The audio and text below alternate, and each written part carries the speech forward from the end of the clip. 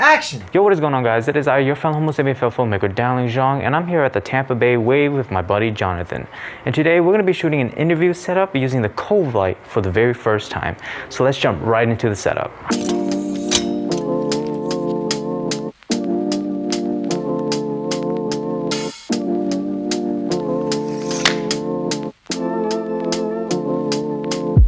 So what I'm setting up right here are the reflectors for the Cove Light.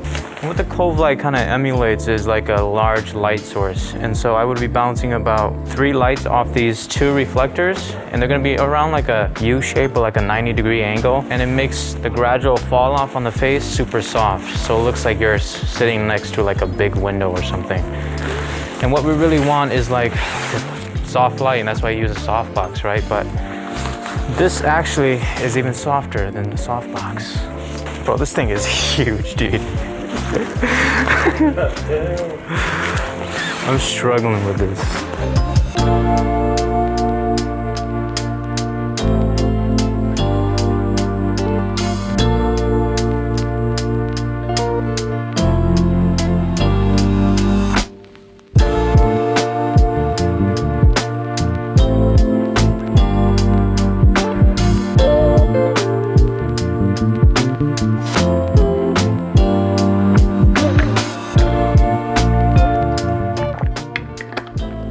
Take 30,000.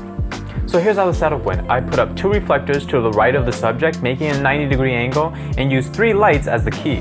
Light number 1 was slightly behind the subject, shooting at an angle into the reflector so that will cover more surface area, and this light was the brightest. Light 2 at a 45-degree angle from the subject and a slightly lower intensity than light 1, and light 3 at about 75 degrees from the subject with the intensity similar to light 2. I also had a hair light positioned above and behind the subject, and a rim light positioned to the left and behind the subject, just like this one. With that being said, here are my thoughts on this setup. I love this setup. I've seen what it can do and how natural it can look, but I feel like my execution was a bit off. During the show, I initially had light 3's intensity lower than light 2's, but when I looked in camera, I just felt like the subject's face was like falling too much into shadow, and it doesn't help that I'm looking at a small LCD screen. But after opening up the footage on my PC, there are 2 things I really like about this setup. I really like this highlight you get from light 1, like it feels like there's this glow around the subject, and also the transition from that glow to the rest of the face is buttery smooth.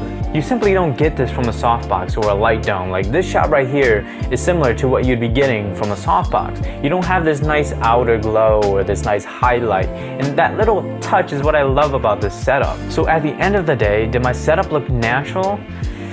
No, but that was due to human error. Next time, I'll leave light 3 at a lower intensity to get that nice fall off.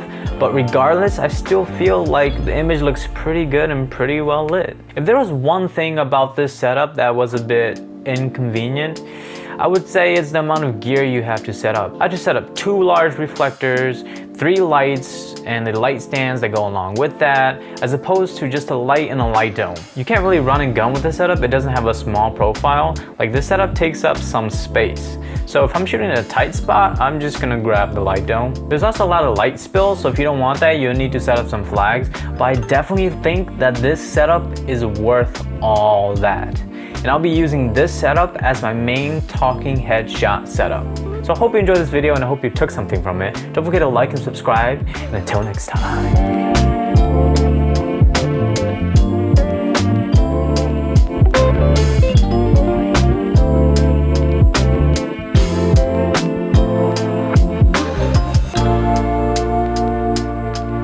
Cut!